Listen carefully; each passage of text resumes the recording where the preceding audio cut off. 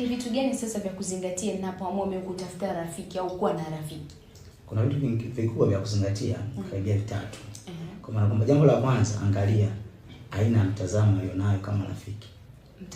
Mtazamo wake ni upi? Tukizungumzia mtazamo, tunazungumzia kitu kikubwa katika maisha. Huyu mtu yeye falsafa zake zinaendaje? Yaani anayaonaje maisha? Mtazamo wake katika maisha ukoje? Na utajua mtazamo wake kulingana na anachokiongea. Anaongea nini? Utagundua tu aina rafiki huyu. Kama tuendani hivi. Wewe ukiendelea kukaa naye atakuvunja moyo kila siku kwa sababu yeye anachokiongea shangaa, bwana maisha ni magumu. Mada anaoleta mezani ni maisha magumu. Rafiki yangu hatuwezi kutoboa sasa hizi. Yaani hatutoboa. Sasa cha kufanya rafiki yangu basi tu. Tukiwezekana hivyo hivyo utajua tu hapa tugange kidogo. Ukisikia hizo kauli za kuganga si nzuri, watu wengine wanasema kama anamtia mtu moyo. Unasema mwanangu ikaza. Mimi na tukae tu hapa tupige hivi. Unajua mtu akili ya huyu sio akili ya kufanya mambo makubwa. Kuna ile nyingine mimi nishakutana kukutana nayo, kuna mtu alikuwa anadisia kwamba yaani yeye anawaza kwamba mimi naweza kununua ile gari bwana. Mtu anambia wewe ile gari huwezi bwana.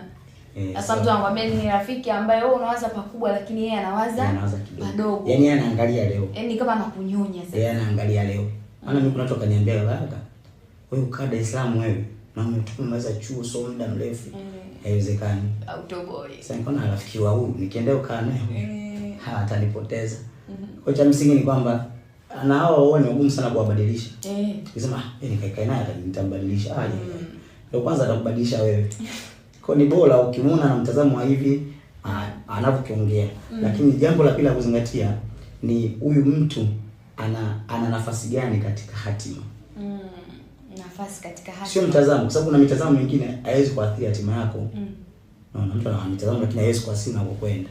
Unaweza kuwa nayo lakini bado asiguse huko. Lakini huyu hatima huyu lazima uangalie.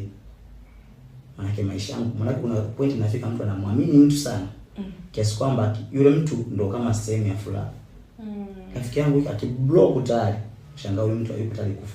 Shangaa basi mimi niko tayari kufa. Nini? Rafiki yangu, rafiki niko tayari kufa. Maana yake anaweza kumuaffect kwa ukubwa sana katika maisha yake, kiasi kwamba yuko tayari kufa kabisa.